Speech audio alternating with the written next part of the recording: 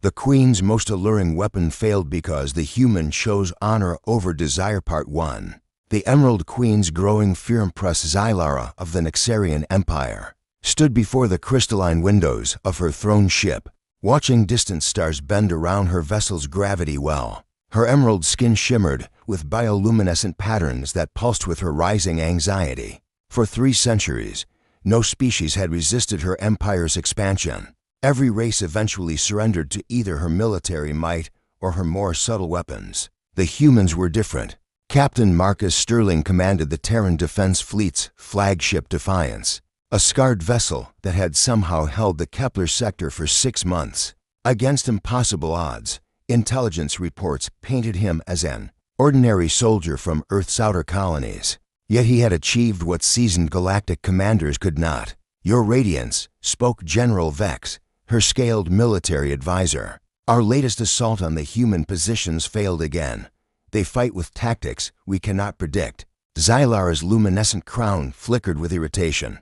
She had conquered the crystalline Altarians through economic pressure, absorbed the warrior Drachma through superior firepower, and subjugated dozens of other species through careful manipulation of their desires and weaknesses. But humans seemed immune to conventional strategies.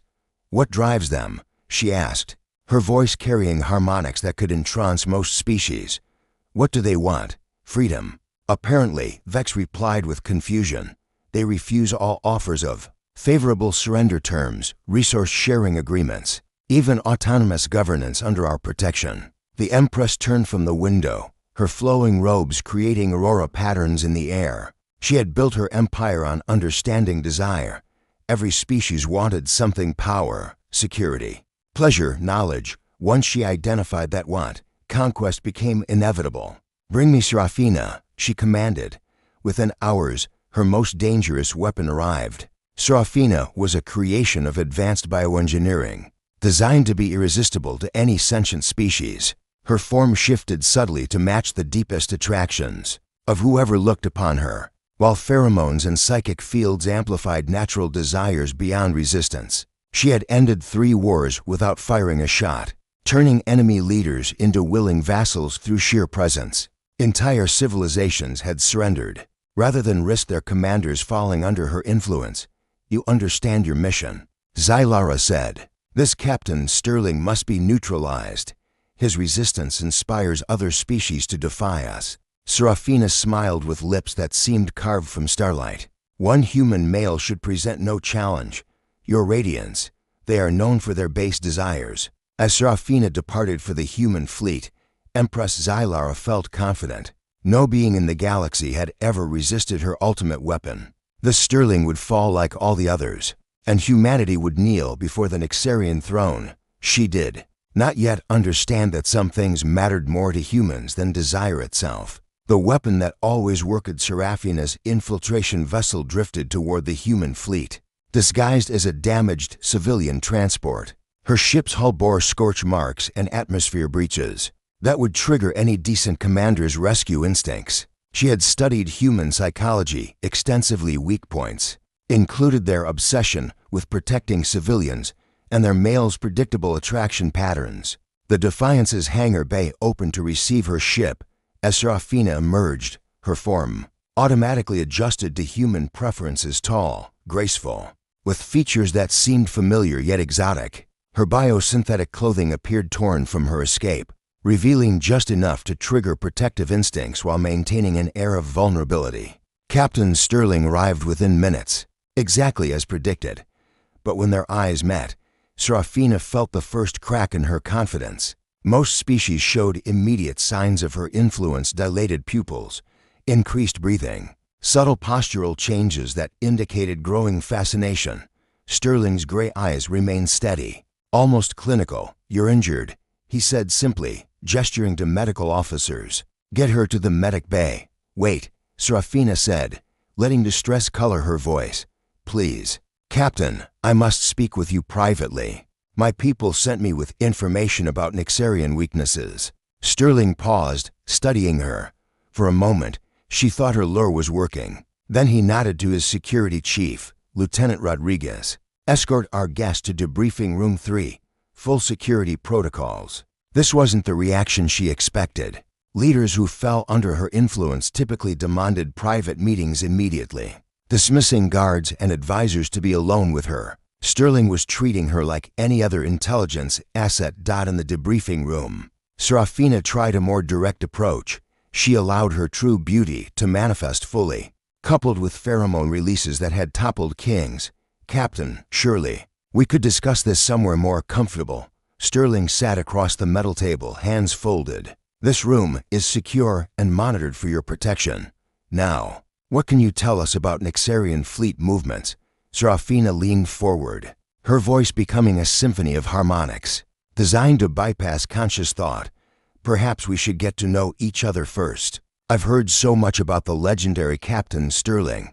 I'm not legendary. Sterling replied flatly. I'm just a man doing his job. My crew matters more than any reputation. The complete lack of ego in his response startled her. Every leader she had encountered possessed pride that could be manipulated. Sterling seemed genuinely uninterested in personal glory. Surely you desire something, she pressed, allowing desperation to creep into her tone. Power, wealth. I could arrange favorable terms with the Empire. Sterling stood, his expression unchanged. I desire to keep my people alive and free. That's all. He moved toward the door. Lieutenant Rodriguez will help you with anything you need. We'll discuss your intelligence reports tomorrow. As the door sealed behind him, Serafina sat alone, in the sterile room, facing her first complete failure in 3 centuries of existence.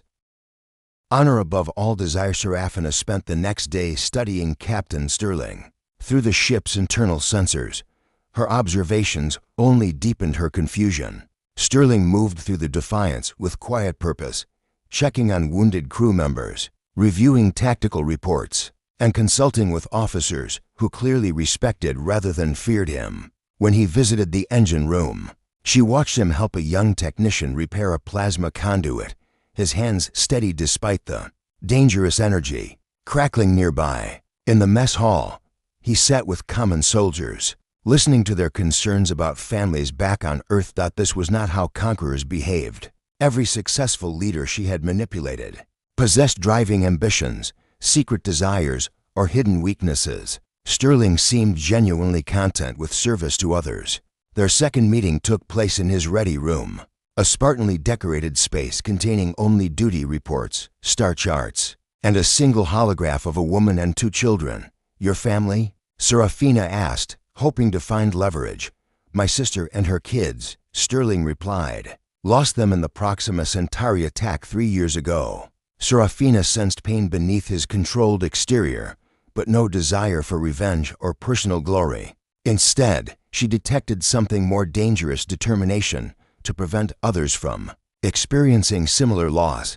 I could bring them back, she lied smoothly, projecting images of resurrection technologies that didn't exist. The Empire possesses advanced biomedicine. Sterling's expression didn't change. Death is death. False hope dishonors their memory. The simple statement hit her like physical force. He had recognized her deception instantly and rejected it not from suspicion but from principle. This human understood that some things were more sacred than desire. Desperate now, Serafina dropped all subtlety. Her form shifted to match the woman in the holograph, her voice becoming a perfect replica. Marcus, I've missed you so much. Sterling's hand moved to his sidearm faster than she thought possible.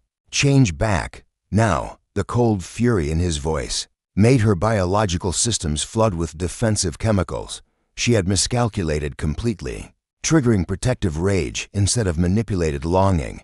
You don't understand, she said, returning to her default form. I am offering you everything you could want. What I want, Sterling said quietly, is for beings like you to stop preying on grief and love. Some things are too important to cheapen with lies. He activated his communicator. Rodriguez, escort our guest to secure quarters. She's not who she claimed to be. As security arrived, Serafina realized her complete failure. This human valued honor above desire, duty above temptation, and truth above comfort. For the first time in her existence, she had encountered someone truly incorruptible. The price of perfection. Serafina sat in her detention cell, analyzing 3 centuries of successful missions against her complete failure with one human. Captain. Her creators had designed her to be irresistible, but they had based their understanding on civilizations that prized individual achievement above collective good. Humans were different. She had observed Sterling's crew during her confinement, noting how they functioned as an extended family rather than a military hierarchy. They shared resources freely, risked themselves for each other, and followed Sterling not because he demanded obedience, but because he had earned their trust through sacrifice. When Lieutenant Rodriguez brought her daily meal, Serafina attempted conversation. "Your captain seems unusual." Rodriguez smiled with genuine warmth. "Best commanding officer in the fleet. Pulled me out of a burning fighter at Titan Station. Carried me to safety with a broken leg. What does he want from you in return?" The lieutenant looked puzzled. "Nothing. That's not how Captain Sterling works. He serves the crew, not the other way around." Similar conversations with other crew members revealed the same pattern. Sterling had never asked for personal loyalty, special treatment, or recognition. He simply did his duty and expected others to do theirs. This created an unbreakable chain of mutual respect that Serafina's abilities could not penetrate. She could manipulate individual desires, but she could not corrupt an entire culture built on shared sacrifice. On her third day of confinement, Sterling visited her personally. "My officers think you're some kind of spy or assassin. I think you're something else. What do you think I am?" she asked, genuinely curious about his assessment. "A weapon designed to exploit weakness," he replied. "But you can't exploit what isn't there." Serafina studied his face, searching for hidden pride in this statement. Instead, she found only sadness. "You pity me. I pity whoever made you," Sterling corrected. "Turning someone into a tool for manipulation, that's the real crime here." The unexpected compassion in his voice triggered responses in her biosystems that she didn't understand. No one had ever expressed concern for her well-being before. She existed to serve the Empire's expansion, nothing more. "What will you do with me?" she asked. Sterling considered carefully. "That depends on what you choose to do. You could return to your masters and report another failure. Or you could stay and learn what it means to be valued for who you are, rather than what you can take from others." The offer stunned her completely. After attempting to corrupt him, he was offering acceptance without conditions. For the first time in her existence, someone saw her as more than a weapon. "Why?" she whispered. Sterling's expression softened. "Because everyone deserves a chance to choose who they wanted to be." The Empire's greatest defeat, Empress Xylara, paced her throne room, bioluminescent patterns flickering with agitation. 3 weeks had passed since Serafina's departure, and the human fleet remained defiant. Worse, other species were beginning to whisper about humanity's resistance, wondering if the mighty Nexarian Empire could be challenged. "Still no word from our agent," she demanded. General Vex consulted his tactical display nervously. "None, Your Radiance. The human fleet continues normal operations. No signs of command disruption or surrender preparations." A communication request interrupted their discussion. The holographic projector activated, revealing an unexpected sight. Serafina stood beside Captain Sterling on the bridge of the Defiance, both looking directly at the Empress. "Serafina." Xylara hissed, "Report immediately." "I have a report." Serafina replied calmly. "My mission has failed completely, and I won't be returning to continue such work." The throne room fell silent.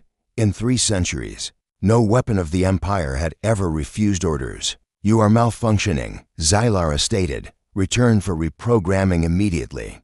"I'm not malfunctioning," Serafina said.